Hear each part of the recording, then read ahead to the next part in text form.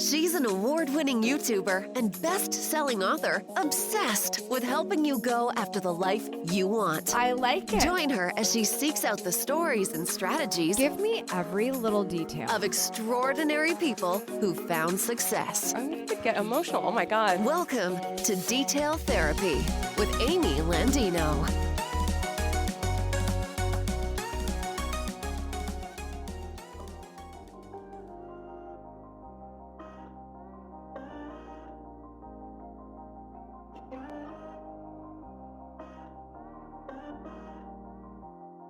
Good morning, good life. Welcome back to Detail Therapy. Oh my gosh, I just had to throw a little curveball at you today. I was talking to my dear friend who you're going to hear quite a bit from in this episode. He was also in episode 28 of Detail Therapy way back in the day, Brett Kaufman is on the show today. I was talking to him and I was asking him how podcast life was going for him and if there was anything we could do to collaborate. And he was like, I love that idea. I thought, I could bring you back on and we could have a new conversation, talk about you. I was like, or we could do something really crazy for the audience and interview each other for our own audiences. So that's exactly what we did. Brett's going to be on the show today asking me questions. And I actually think the conversation is very interesting. Very interesting in the way that you're going to learn a lot about me that maybe you wouldn't have known yet, or you haven't heard about my life yet. The way that Brett interviews people on his show, the Gravity Podcast, is very much about how your early life, childhood, and the like kind of affected you and turned you into who you are today. So that's kind of the vibe of this episode. If you've really been interested in how did Amy get her start in life?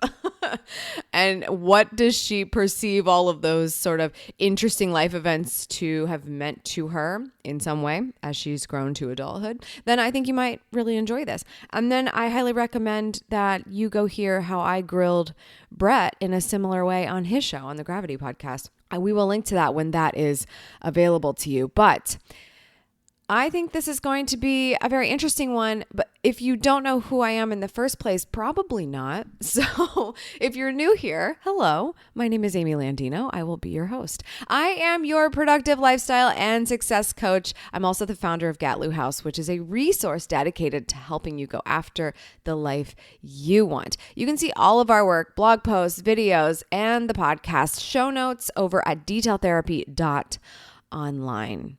All right, so I'm not going to waste a lot of time. We had a nice little conversation, and let's do this. Let's kick it over to, I'm going to let Brett take over my show. How about that? This is my conversation with Brett Kaufman. Okay, Amy, this is fun. I get to ask you the questions on your podcast. You ready? I'm excited. Yes, I'm ready, Brett. Glad to have you back and excited for you to ask me some questions. Yeah, this is great. So, on my podcast, you came on and you shared your full life journey. That's what we do there. And we want the listeners to really see all of you. And I don't know how much of your life you've talked about, from the beginning. So maybe you could just kind of, tell me a little bit, share with your audience, how would you summarize your childhood part of your life? Yeah, I don't think we've talked a lot about that at all. I think I referenced things here and there, but no, it's not in great detail. We spent a lot of time here talking about probably the last 12 years of my life in terms of my career and things like that. But my childhood is definitely one where there's not this clear, terrible line of anything, but there's still just events that happened that were hard at the time. A lot of people don't know that I've had 3 last names in my life, but I've only been married once. And that's because when I was 12 years old, I was adopted by my stepdad. My stepdad and my mother got married. And that was after my mom, of course, divorced my biological father. And that person was in my life in some ways, but he lived far enough away that it was very inconsistent. And we never really had a very strong relationship. So when the time came that my mom was kind of starting this new family with somebody else, I remember really, really clearly sitting down at the dining room table, and we were just having dinner. And my mom asking my sister and I, who have the same father, you know, what do you guys think about John being your dad? And just like getting really emotional about that, because that position was so in flux for so long. And at that point, I was probably, I think I was 12 at that time, which is interesting. I don't know how it is in most states, but in the state of Ohio, when you're 12 years old, you get to decide. Now, my sister was 10. So as long as both dads consented, it was just like automatic, just done. Mhm. But I actually, spoke to the judge in court directly and had to say the words like, yes, I want this. Yes, I approve that, this transition of power would happen. Mhm. And I think that is a really big moment that shifted a lot for me in terms of, understanding when people are there for you and how they're there for you, and finally finding out that people are there for you. That was a big moment for me. So that was, I think that Mhm. would be like, again, like the thing I think of when I think of my childhood is, what happens when a blended family begins, and how do the children in that affect, feel affected along the way. Mhm. But that was a really positive, but still kind of a scary thing, because it Yeah. was a decision I got to make. No, well, I've done some reading and learning about this, and divorce can be really traumatic for young kids, Mm. and introducing new people, even if they're amazing, is a very impactful experience for a 12-year-old to have to stand up in front of a judge in a courtroom. It's intimidating to say something like that. And so all of those things, even if it's turned out to be, great, those are very, very impactful moments for young people. Yeah. And I'm sure it was for you. And I appreciate you sharing that.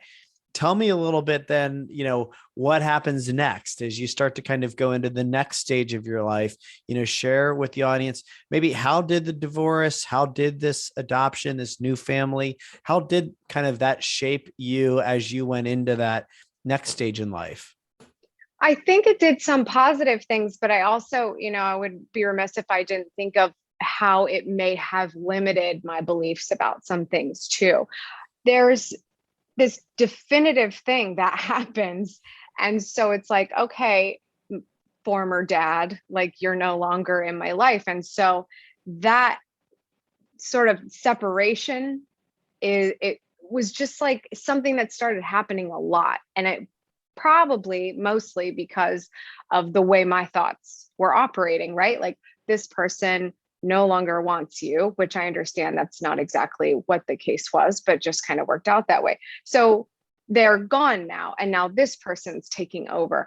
Unfortunately, I think I saw a lot of that continue in my friendships. I had a hard time as it was later in elementary school. I think a lot of people have challenges in middle school in general, but I did some moving around with schools, which made keeping friendships really challenging for me in middle school. And then into high school, it was just a continuing trend for me that it was really hard for me to understand what it took to become part of someone's life. And then, what did it mean to be a good friend? Or what did it mean if somebody said, I never want to talk to you again? Like, was that real? Like, was that, as real as no longer being my dad's kid anymore? Like, I really look at a lot of that in the way that I interpreted it. I interpreted it so much more rigidly than it probably needed to be. And that causes you to blame everyone else, right? You're like, oh, well, all these people, they just didn't like me, or they didn't want to hang out with me. And so we just kind of cut the cord. That ended up being a continuing theme for a long time Mm-hmm. for Mm-hmm. me. And it took me, into adulthood to find out that relationships are much more fluid than that. And that, Yeah. people really do want to be there for you and people really do care about you. And that was something I had a hard time wrapping my mind around. Yeah, I think, I've also had that experience where, and I don't know if it has anything to do with being a part of a divorced family, but things can be very all or nothing. It can be, well, they must not love me, or they don't want to be in my life, or, if they say they never want to talk to me again, that means they really never want to talk to me again. Right. Right. And it's all or nothing and very black and white. And that is a very young, childish kind of way of thinking. And if you don't have the role modeling or the support around you to help you understand that's not necessarily how it is, it can be into your adult years, if you're lucky, that you start to realize that and do something with it. Tell me a little bit, as you kind of start to get into, and when you think back, I guess, about being a child, about being a young adult, tell me a little bit about kind of the threads that you might tug on that would make sense, that were kind of in your personality, maybe in your DNA, that would connect to work that you are now doing. What's interesting is some people know this and some people don't. I can carry a tune. I can sing. I was in choir for a really long time. My mom's best friend was my music teacher in elementary school, and that was always a continuing thing. It was like realizing I had a skill set in some way, right? I don't know if I would have called it that back then because it was kind of hard for me. But also using that skill set, I was learning how to perform on some level, and performance has been sort of like the continuing theme where I stand today. The interesting thing about that was I didn't feel at all empowered or confident as a performer back then. It was more leaning on the skill set. And I think that that's continued. I'm a creative person, but not super organically. Like I have ideas and I try to work on those ideas, but I do tend to lean on that concept of, if I have a skill, then I can really emphasize that skill set. And then if there's some level of performance to help me communicate that skill set, then, going in on that, which is kind of how becoming a public speaker has been the case, podcasting, YouTube, all of this stuff. It was never that I was a ham for the camera. My mom can't find any photos of me as a kid because I either tore them up as soon as I found them, or I hid from the camera for the most part. That wasn't natural to me. But in the way that I've kind of come of age in this like area of leveraging performance to communicate, it has a lot to do with realizing a talent or a skill and focusing so much on that, because it made me feel more confident in general.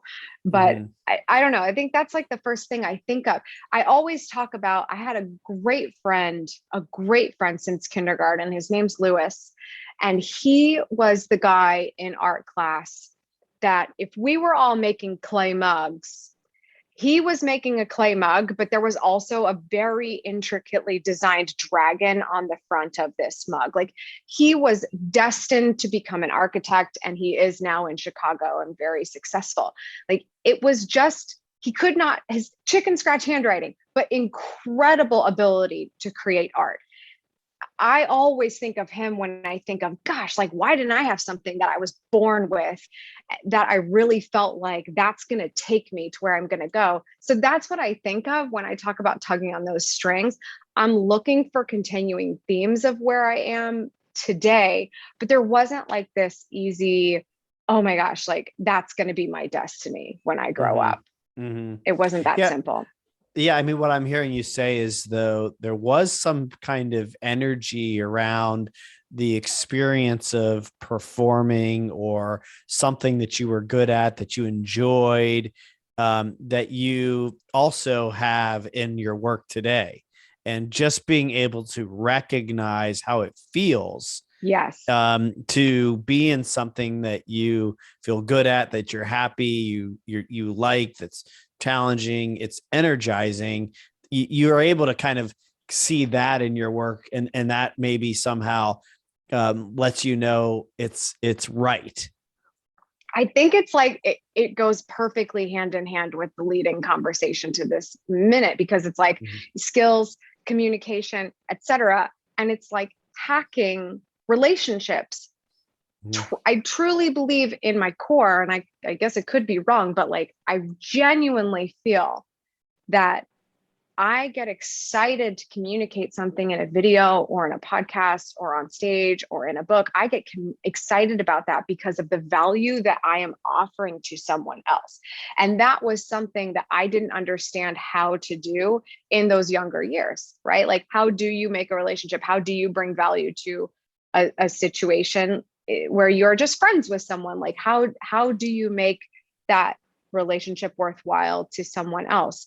I don't know that I was thinking about it in those terms, but I know today that the gratification that I get out of my work has everything to do with how it's being received. And that's what makes it easy now to like speak publicly in front of thousands of people or whatever the case, because I know someone's going to hear it and it's going to trigger something for them, hopefully very positive and hopefully advancing them in their life. Maybe they've even heard it before, but they're hearing it again at the exact right moment. Like, that gets me so excited. And that's a power that I think I wish I had a long time ago. And that's why I love it. Yeah, I'm curious, kind of these parts of you as you would describe yourself, like who you really are, what you were born into this world to be. I mean, and I get that you're saying it's not this like, very obvious, gifted, fine artist, right? And most people, I think, fall into that category. But how would you describe kind of what your gifts are, or what your purpose is, or how you know that you are in alignment with yourself doing what you're here to be doing? I've given this a lot of thought, because whenever you're trying to figure out, like, where am I going in my career? What am I doing? How am I an expert on something? I've always hesitated to use that exact word, actually, expert, because it feels so foreign to me, because my interests, I think, are so widespread. And when you put all those pieces that we just talked about together, and what I feel the most excited about, I genuinely think that I'm here because I enjoy the process of being that connector between people, between an idea and a person, between, problem solving and just helping people. I feel like I'm a connector. And sometimes I get that confused and I want to have all the answers, and I love being a know-it-all. And I'll just like, as soon as I know it, I love to let you know I know it. But I think the reason I like that so much is because I like to see someone's reaction when they learn something new. I like to see them connect those dots. You ask my husband, I can keep a secret like a champion, because I love a good surprise. Like, I just love seeing those synapses fire in someone's eyes. And I just think that that's my whole purpose here, is everything that I do. If I decide to do something, or if I want to create something, or if I want to do something, it's so that I can introduce something to someone else that's going to positively impact them. I just see it as a role of a connector.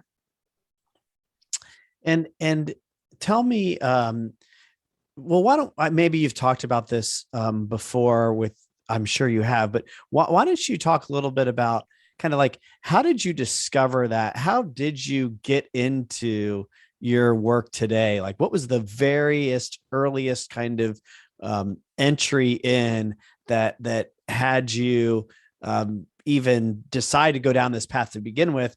And how did you discover that you did have this, superpower of being such a connector? Well, like the very, very, very, very first thing that happened ever was a video that I made after I was asked to be a bridesmaid in a wedding. I was asked to be a bridesmaid in a wedding when I was like 21 years old. And again, if you have heard everything I just said about friendships, that was a very big deal to me at the time. And so I wanted to do something special for her, and somehow like came up with the idea to make a video, even though I had never done it before. I didn't even know I had the equipment for it. And long story short, just made a little montage, best wishes, lots of different clips of people and places and things, and played the video on a DVD, by the way, at the rehearsal dinner. And it was so cool because, the whole time I'm staring Stephanie down because I made this for her. And I'm like, I can't wait to see her reaction to this. This is going to be awesome. And even like the groom's going to get a little like, wow, this is cool. But like everyone in the room was watching this video, I guess, obviously, because it was the only entertainment at the time. But I was surprised to see how many people were actually affected by it. Because there were some people in there that knew some of the people on camera or knew some of the places that were featured, but not everybody. But everyone in that room got enjoyment out of it. So that was, first of all, really my first connection with creativity and going, I made something, look, and everyone's looking at it like, that's cool. But also just making something that feels good and feels right and feels really special for one person, and then having so many other people feel positively affected by it. It is everything that I talk about now, that you can make something for one person and still affect the many. That's everything that Vlog Like a Boss, my first book, was based on, because so many of us get caught up in the oversaturation, especially today, of social media and notoriety and getting a name for ourselves. We think we have to be all things to all people. But what actually happens when you're very particular about who you serve is that word of mouth can fire so much faster and in so much more of an impactful way, because it's for the right people. It's for your perfect audience or your perfect community. So that's really the first thing that ever happened. That's what allowed me to discover youtube.com, because I was like, wow, DVDs are not the future if I want people to see my stuff. This whole network seems to exist. That's interesting. And then that showed me how you can create something out of nothing and make it interesting.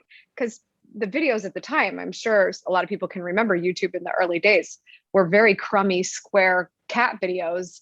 And, I was watching some people take their camera to Target and show what they were shopping for. And I was like, oh my gosh, how did somebody take a trip to Target and make it interesting enough to make a video out of it? That fascinated me. And that made me realize I could do this in some way. I can tell a story, and it doesn't have to be a certain kind of way. It can just be my story.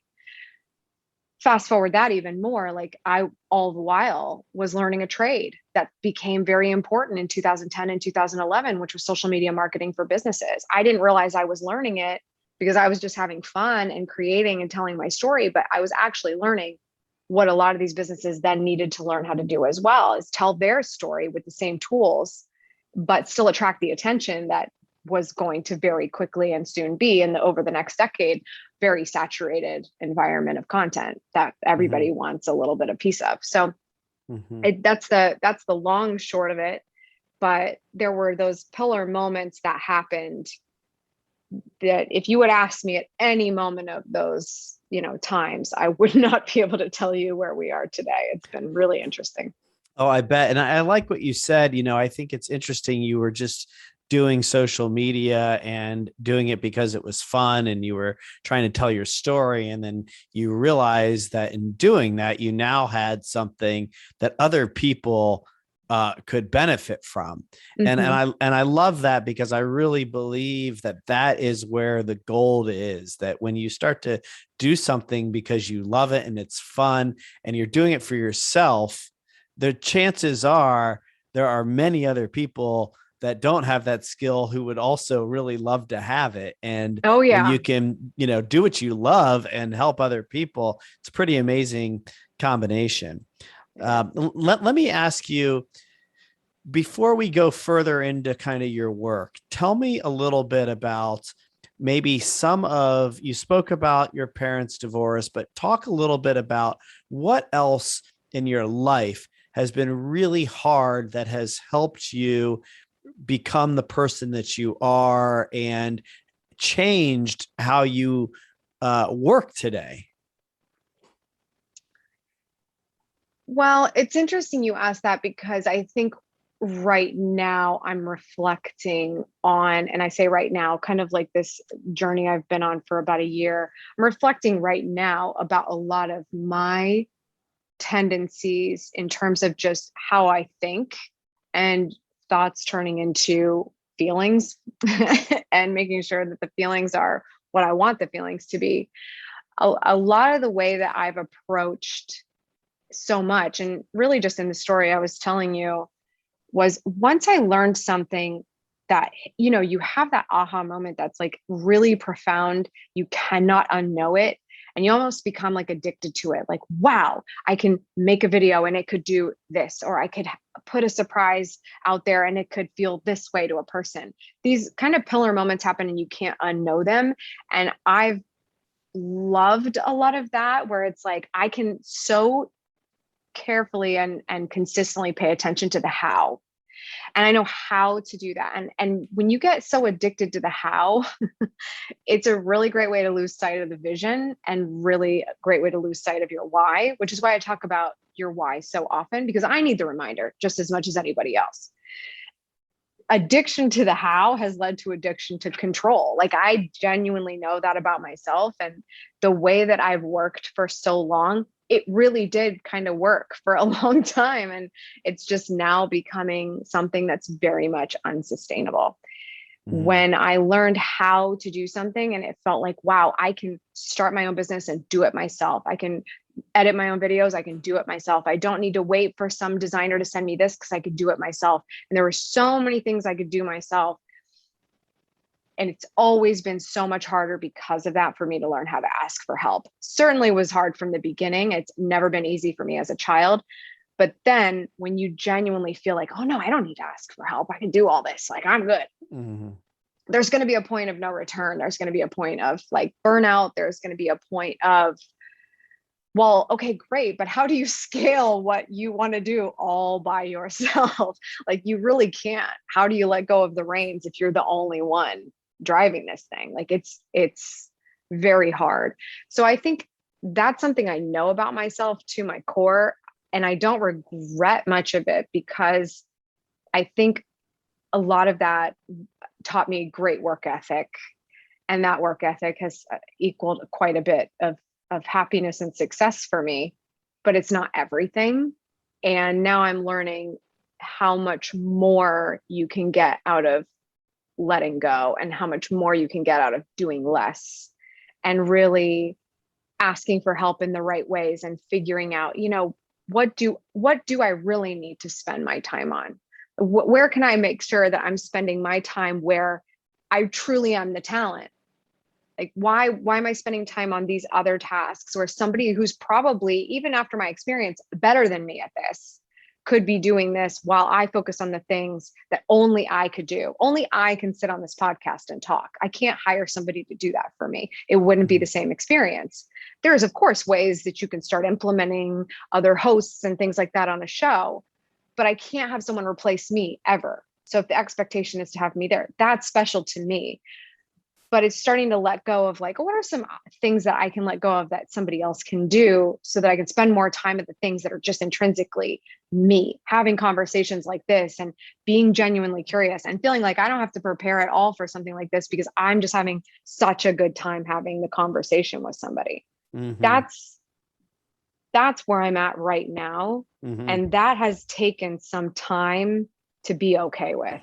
Yeah, because that's really good. Control is fun sometimes. Yeah, totally. And it's hard to let go of. And again, I think you're, underscoring a really important point, which I think a lot of people traditionally just didn't subscribe to, which is that you really can just do the things that really only you can do. I call that your unique ability. It's the thing that you're great at and you love to do that drives the most value to your business. Yeah. And you can do only that and be more successful. And if you have other people around you that are actually better at those things than you are, right? Because they love to do them too. Yeah. Then, a lot is possible. It is possible to really spend your time loving what you do and only do that and be very, very successful. Mm-hmm. Tell me, a lot has changed in the last couple of years. And you're in a field that is changing quickly anyway. Mm-hmm. Then you throw in a global pandemic. So talk a little bit about how your world has changed, not just in the pandemic, but kind of how you have to be adapting to change in your industry anyway, and how you have gotten comfortable and good at doing that. Yeah, I mean, I will be the first to say that it was so much more comfortable 5 years ago. Like every time a new social network came out, it was like, oh, this is so cool. I'm going to learn that. And we have to, we're going to want to teach our clients that. And it was a lot of fun. Now it's like, I don't want to TikTok, guys. Sorry. Like, I just don't. I don't want to do that.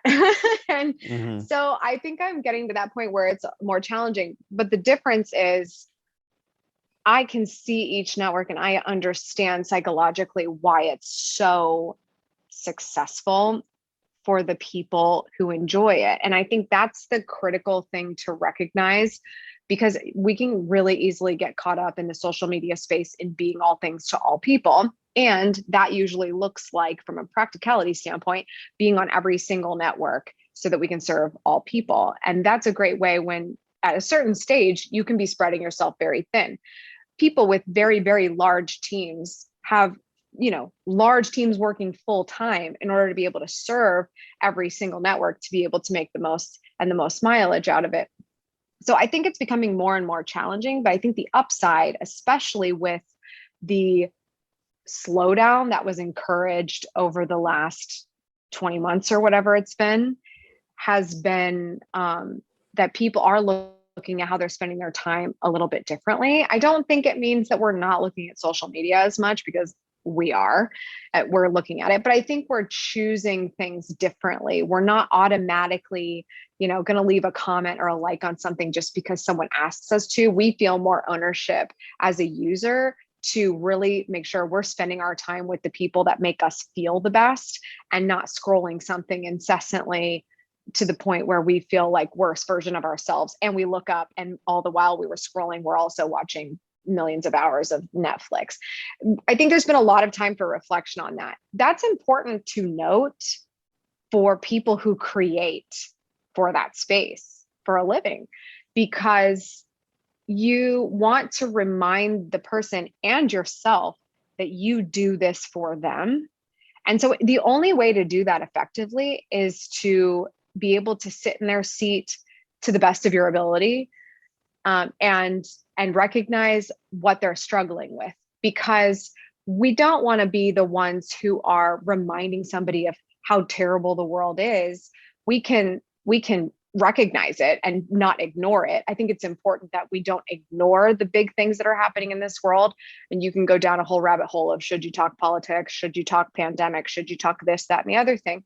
I think it's important to recognize that things are happening that are affecting people's lives. But if we're doing our job, it's to lead them through that, not be the constant reminder of it, not constantly berate them with, look how terrible everything is. What are we going to do about it? But it's like, share, another way of thinking about it, or another way of being, or another way of conducting yourself when you're trying to survive a time like this. That's what I feel like my job has been since the pandemic started. It was like, whoa, look at this moment every single person on the planet is having at the same time. Oh my gosh, like that was just like, holy crap, what a moment. And now it's, what have we learned from that experience? And clearly people are learning a lot of things. They're learning they don't like their job. They're learning they don't want to go into the office. And that's an interesting conversation. So like I said, I feel like if we're doing our job, we're letting somebody still feel like they have an outlet on social media, while also being an outlet that's a resource for them, that's actually helpful for them and making them feel like they can do something positive with it. I think that's how things have changed lately. It's really interesting. And gosh, there's been so much change and things are just happening so much faster and changing so much faster. I mean, you mentioned TikTok, just seeing kind of how that's come in, and then you got to decide, am I in, am I not? There's a lot of that, and I know you're, friends with Gary Vee and work with him, and, just seeing kind of how he has described how he kind of puts his toe in the water in certain things, but he really focuses all in on others. And yeah, it's a very interesting perspective. Amy, as we start to wrap up, I'd like to end with one thing about yourself that the audience might not know, just something, personal, or something that you don't talk about a lot that you'd like to share. What's one thing that you want people to know about you that they might not? And any other final thoughts that you have? I think we unpacked a lot of stuff people don't know about me on this show. So I'm going to throw a curveball and say something. Good. Go for it. Really, it's your show. You know what? We never talk about, I am really quite obsessed with the royal family. And I watch The Crown a lot. And I don't know why. I think that's sort of like my guilty pleasure. There's something so fascinating to me about the fact that this monarchy exists, and it was never supposed to look like this in the first place. I know we've actually all gotten much more obsessed about this because now there's an American getting involved in all this kind of stuff. But I have been so up the butt about that stuff. It has been hilarious to me. I will Wikipedia while I'm watching every episode. And I don't think people realize, like, I genuinely watch Netflix. I might poo-poo hours of Netflix when I'm making a podcast and say, you guys, we have to do other things with our time. I let loose. I like hang out. I sit on the couch and I binge things sometimes, and I decide when I'm going to do it. And that's a moment that I will do it. I just love to watch me some Crown. That's that's how I'm going to leave it. How's that? Yeah, I'm going to let you off the hook. I would typically not, but you're like the 5 millionth person to tell me I have to watch The Crown, and I am not interested in this world. And so the genre is really difficult for me to cozy up to, but people say it doesn't matter. It's an amazing show. I just spent 10 days in quarantine. I actually got COVID after being vaccinated, and I binged a tremendous amount of television, but I did not get to The Crown. My guilty pleasure is Succession. That's like my version of an American monarchy. Yeah. I gotta give that one another shot. Here's what I'll say. I'm not going to be like everyone else. Here's what we talked about this on Detail Therapy recently. The worst thing ever is when someone says, oh, you have to watch X show. But yeah. If you didn't like the first episode, you got to get to like season 3 and then you'll be obsessed. But then it totally goes off the handle at season 5, so you can quit. Like, I hate that. You're basically telling me I need to watch 30 hours of television just to get excited about something. I know. I have a hard time with that too. But I will sometimes say, it's true. Yes. With The Crown, if you're not hooked in the first couple of episodes, give up on it. Because to me, the story of what happened with the current queen's father becoming king is what makes the whole thing so fascinating, in my opinion, because he was never supposed to be king. And therefore, the longest living monarch of all time, Queen Elizabeth, was never supposed to be queen. So to me, that's what's really interesting about it. All right. Well, we maybe will come back after I'm caught up. I also watched Squid Game. I don't know if your audience might love it. It's insane, amazing. Okay. Amy, thank you for giving me the chance to hijack your show and ask you these questions and get to hear more about you. I hope your audience enjoyed it as much as I did. Thank you so much, Brett. And if everyone hasn't listened to episode 28, you've got to go listen to Brett's episode. We got to sit down in person and have the in-person energy. You get to hear a lot more of Brett's story. And I'm also interviewing him on his show, so you'll want to check that out as well. Brett, thanks for spending the time with me. It's meant a lot. My pleasure. How's that for a curveball? A little different, right? Definitely a change up. But I thought it would bring some interesting perspective to those of you who haven't heard much about my life and sort of my methodologies and how things kind of happened the way they happened for me. And that's how it all went down, you guys. Hey, I don't know if you know this about this show. I'm not a doctor. Definitely not. That was not in the life plan. But in this office, there is a copay. And if this was valuable to you at all, we just ask that you share the show with somebody who could really use it. Maybe you tweet it out, maybe you post it on the gram. Make sure you tag me if you do either of those things. Or maybe you just send a little message to someone and say, hey, I think you might find this story really interesting. That's the copay, and we appreciate you for doing that. That's all for today. Thank you so much for tuning in. I appreciate it as always. Remember, subscribe for good vibes, kiss the ones you love, and go after the life you want. I'll see you back here next time. Cheers.